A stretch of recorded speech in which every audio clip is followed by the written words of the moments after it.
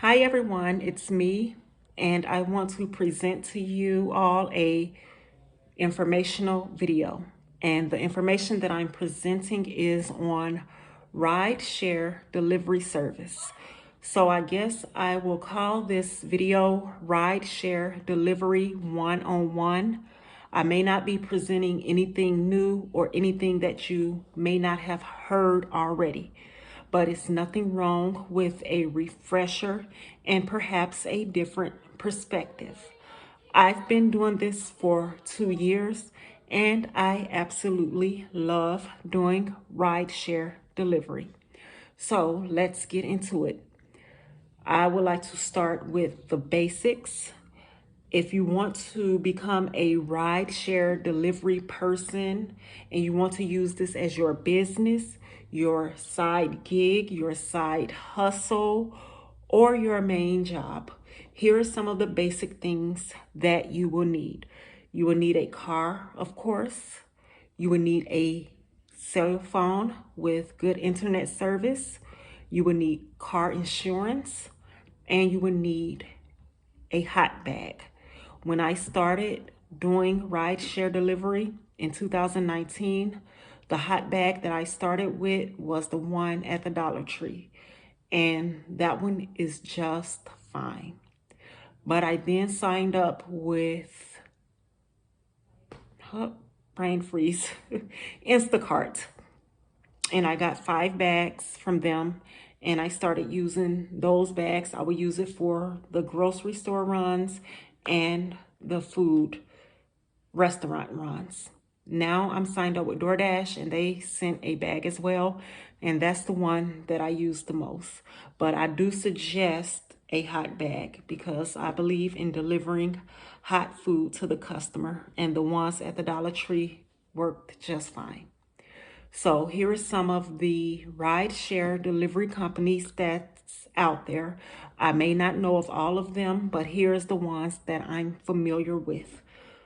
You have Grubhub, Instacart, UberEats, DoorDash, and Favor. Favor is Texas only, I believe. And then there is Cornershop and Shipt.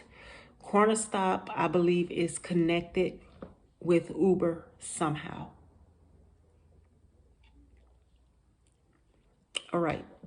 So when it comes to rideshare delivery, I would like to say always think of safety first. And some of the things I want to talk about when it comes to safety is basically obeying the law. Always stay within a speed limit.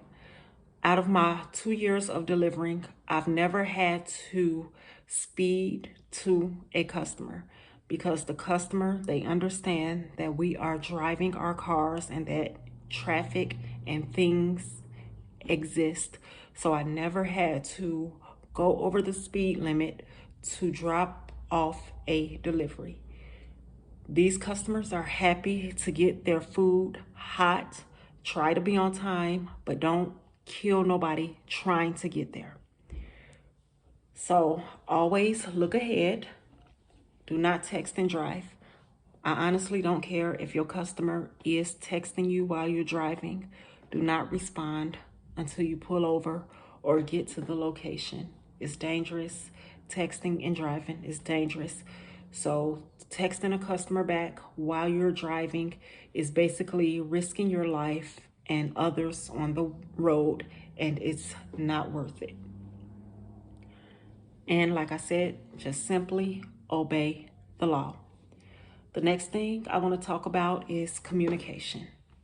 Communication is important. It's various ways to communicate when doing this as a job, hustle, business, side gig, whatever you call it, however you use it for. Always follow the instructions in the app. And I forgot to tell you all, when you all sign up for these platforms, it's very easy to navigate once you're in the app. So always follow the instructions in the app. Always read and follow store and restaurant note instructions. Always read and follow the customer's delivery instructions. And remember, it's okay to call or text a customer at your discretion, but not while you're driving. I always call or text my customer. I use text mostly. I don't too much call them. When I'm waiting in a restaurant for a long time, I will shoot them a text message. Or if I was in traffic and I happen to get at the restaurant a little bit later than expected, I also will call or text them if I have arrived at their place of residence and I'm having a hard time, like in apartments. I struggle very bad with apartments as other drivers do. I've gotten better because I've gotten familiar with a lot of the apartment buildings that I deliver to, but I'm never afraid to call my customer and let them know that I'm having a hard time because for the most part, the customer really want their food. You would not look like a fool. You would not look stupid because the customer, for the most part, unless they do not respond at all, they have been very helpful because they really want their food. It's okay to say you need help. And a lot of them do understand that we struggle as drivers and delivery people in apartment buildings.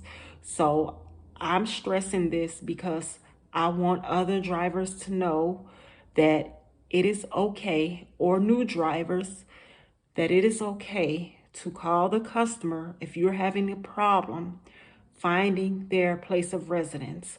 I have customers who have met me at the gate. Some have said leave it at the leasing office. Some have voiced the directions again to me. So please call or text them. I don't suggest taking people food because people want their food. When they order delivery, they want their food. So please communicate with your customer. They will help you out in finding their location. A lot of them is even willing to meet you because they want their food. Okay. So the next thing I have is kindness matters.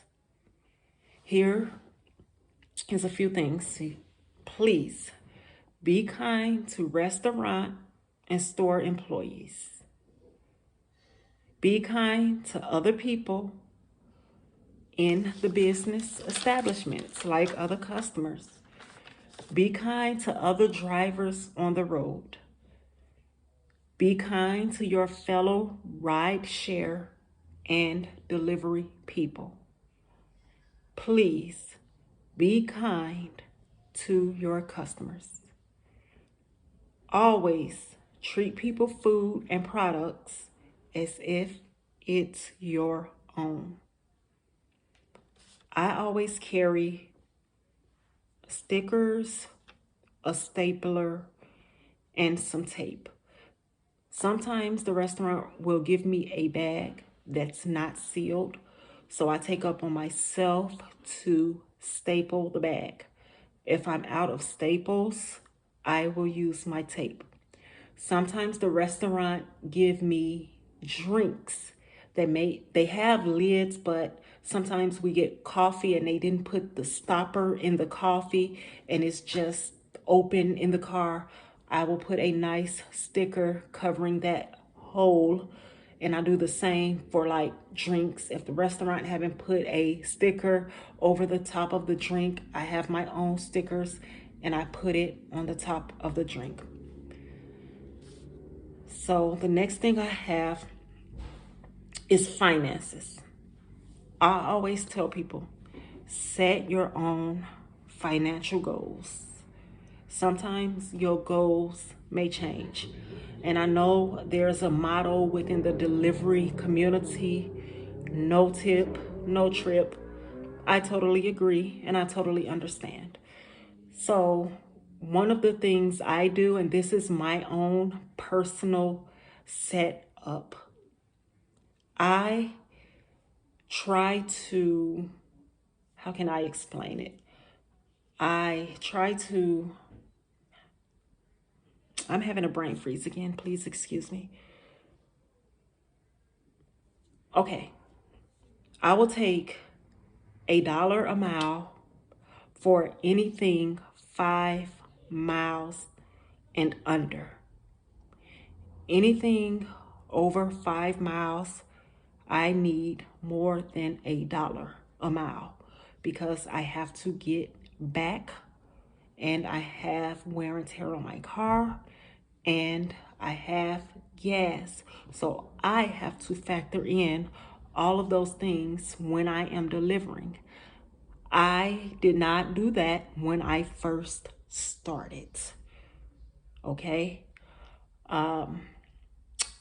But that's just a personal thing for me. Set your own financial goals. I try to make at least $100 if I am driving for 5 hours. Okay, that's just me personally. Here are some ways you can boost your income when you are doing the rideshare delivery service for income. You can get, and I'm not getting paid for any of these things. I actually do this. It's not a sponsorship or anything like that.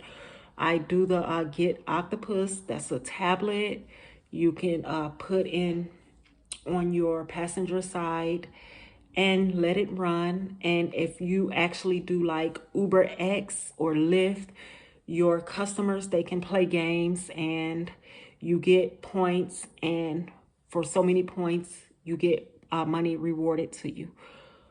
You can get the Uber car topper. I used to have it and it was well worth it. It brought me at least $500 extra a month. You can get Upside. You earn cash back on gas. I don't have that one, but I hear a lot about it within the community. You can also start your own YouTube channel or something of that nature, and you never know what may become of it. Okay, I said this before. Apartments is difficult. I've been doing this 2 years, and I still say the same. Apartments is difficult for many reasons. The numbering system, it seemed like they just plaster the numbers anywhere. Sometimes you get orders that's going to the 3rd, 4th, 5th, 6th floor. There's no elevator, parking issues, just all kind of issues come with apartments. I believe that's probably the hardest part of the job. And the last thing I want to talk about is learning from others, because you can start and you can go by the book, but it's always good to learn from other people. And some of the things you can learn from is social media groups, content creators, bloggers, other drivers. And remember, always do what works for you. I hope this video helped somebody and maybe encouraged somebody.